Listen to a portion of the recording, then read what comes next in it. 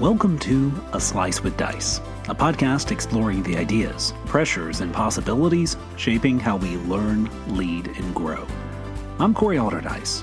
For over 20 years, my work has lived at the intersection of gifted education, leadership development, and school culture, supporting students as they find their strengths, educators as they stretch their thinking, and schools as they build pathways that expand opportunity. Ready to dive in? Here's this week's Slice. Over the past 2 episodes of our summer school series, College Before College, we've been looking at the rapid rise of dual enrollment, early college programs, and the growing expectation that students should begin accumulating college credit well before they graduate from high school. In the first episode, we talked about how acceleration moved from the edges of the educational experience into the mainstream. In the second, we considered whether schools, families, and policymakers are sometimes at risk of mistaking the accumulation of credits for the deeper work of learning. Before this final episode, though, of the series, I want to step back and ask the larger question that sits beneath both of those conversations. If more students are now doing college work while still in high school, what does that mean for college itself? Now, that question is not meant as a criticism of dual enrollment in many ways. Expanded access to college-level coursework is one of the most important educational developments of the past generation. For students in rural communities, for first-generation college students, for families worried about affordability, and for young people who are ready for greater academic challenge, the ability to begin college early can genuinely be life-changing. It can lower costs, build confidence, open doors, and help students see themselves as capable of succeeding in spaces they may once have imagined were far beyond their reach. I've seen that over and over again when students encounter real academic challenge and rise to meet it. Something shifts. They begin to carry themselves differently. They stop seeing college as an abstraction and start seeing it as a place where they belong.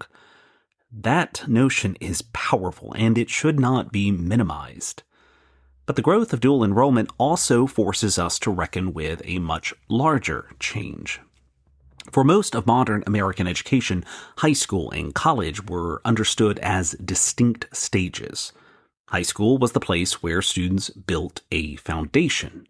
College was the place where they moved into deeper independence, broader exploration, and a more mature sense of identity and purpose.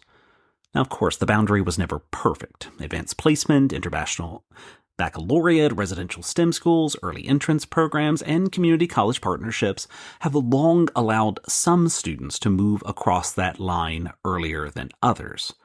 Still, the general sequence was familiar. Finish high school, and then begin college. But that sequence is becoming less stable.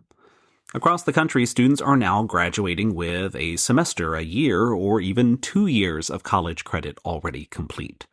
Some finish high school with an associate degree. Others enter college having already cleared large portions of their general education requirements.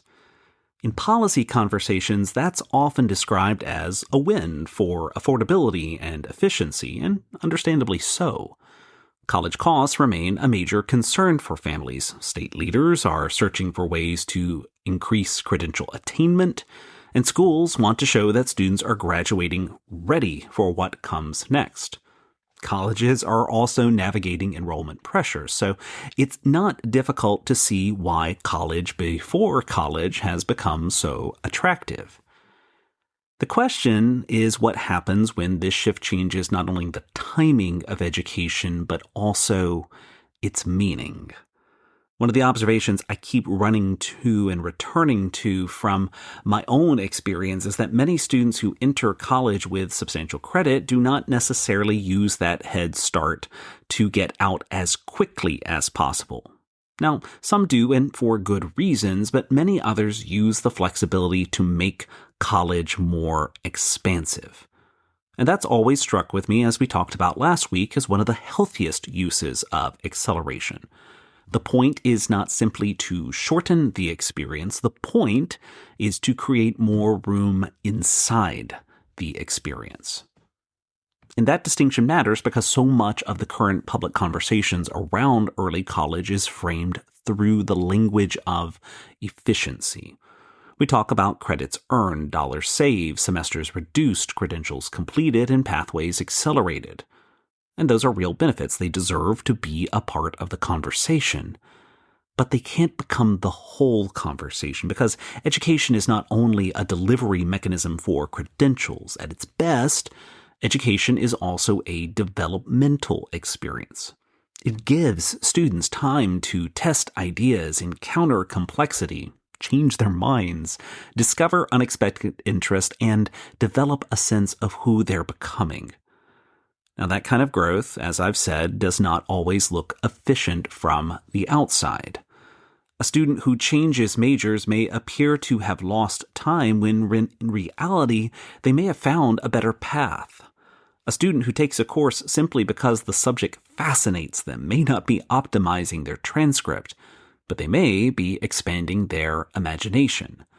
A student who spends a semester in research, service, or study abroad may not be moving through a checklist as quickly as possible, but they may be gaining experiences that shape the rest of their life. The danger, then, is not acceleration itself. The danger is allowing acceleration to be governed by a thin philosophy of education. If the purpose of dual enrollment is merely to help students consume college more quickly, then we should expect a future where high school becomes more transactional and college becomes more compressed. But if the purpose of dual enrollment is to increase student agency, then the picture looks surprisingly different. Students are not being rushed through their education. They are being given more choices within it. They are not simply collecting credits. They are building capacity, confidence, and freedom. And that's why the recent NACEP report Beyond Rigor is useful as more than just a policy document. Its central concern of quality and its implications, I think, go further. The report reminds us that not all dual enrollment experiences are the same. Not all college credits carry the same value. Not all programs have the same advising, support, faculty oversight, or coherence. So a student's experience can vary dramatically depending on geography, partnerships, course design, preparation, and transfer policies.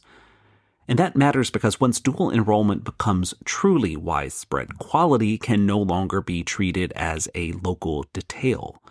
It becomes a statewide and national concern. If we're going to ask more students to begin college earlier, then we also have a significant responsibility to ensure that those experiences are worth having.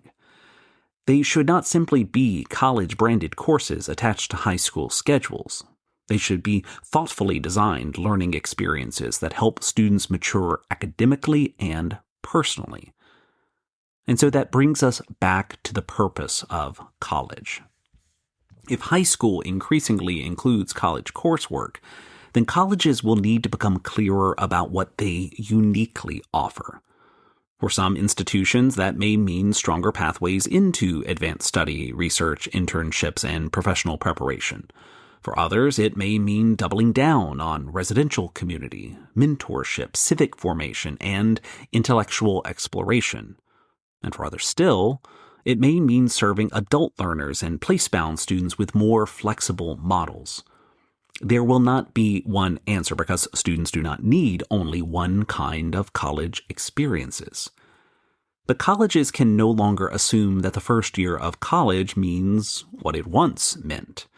If more students arrive having already completed significant coursework, then the value proposition has to shift.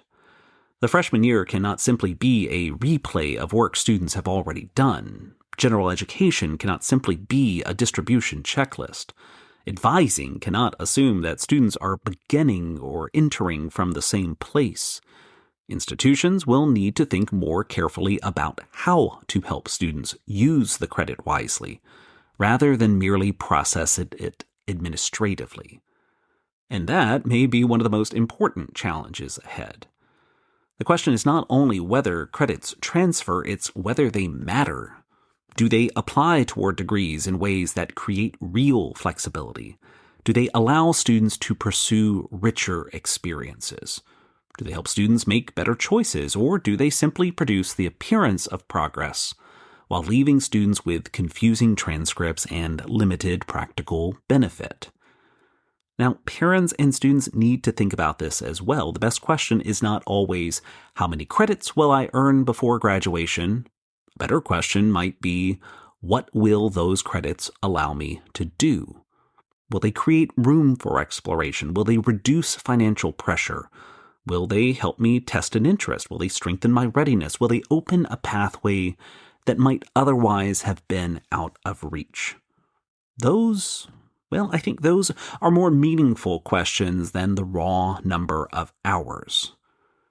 And I think this is where the future of acceleration has to be more thoughtful than the first wave of expansion. The early argument for dual enrollment was often about access, and that mattered. Students deserved more opportunities to take advanced coursework, particularly students whose schools could not offer a wide range of AP or specialized classes. But the next phase has to focus on purpose. Access to what? Acceleration toward what? Credit for what kind of learning? Efficiency in service of what larger educational goals? Without that larger purpose, acceleration can easily become just another pressure placed on young people. It can become another way of telling students that they are already behind, that they should have started earlier, that every choice must be strategic, that every semester must be maximized, that exploration is a luxury that is ill-afforded. And I think that would be a disappointing outcome for a moment that has so much promise. The better, or even the best version of acceleration is one where acceleration gives students more room to breathe, not less. It allows a rural student to see college as possible and their place within it. It allows a first-generation college student to enter higher education with confidence. It allows a student from a lower-income family to reduce costs without reducing ambition. It allows a gifted student to move beyond repetition and into meaningful challenge. It allows a curious student to arrive at college with enough flexibility to wander a little, because wandering is sometimes how students find work that will matter most to them. That is the version worth building toward.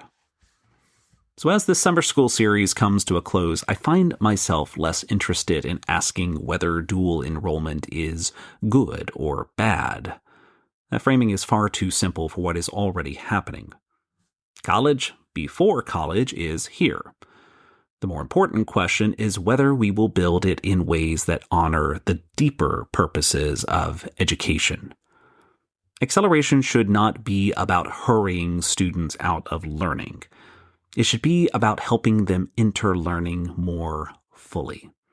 It should not reduce adolescence to resume construction or college to credential completion. It should create pathways with enough rigor to challenge students, enough support to sustain them, enough relevance to guide them, and enough openness to let them become more than even they might have imagined at the start. Because the real promise of college before college is not that students might finish faster. The real promise is that with the right design and the right philosophy, they might have more room to grow. A Slice with Dice is a production of Aldercube. Thanks for making time to reflect with me. If you're finding value in these episodes, I hope you'll subscribe and help spread the word.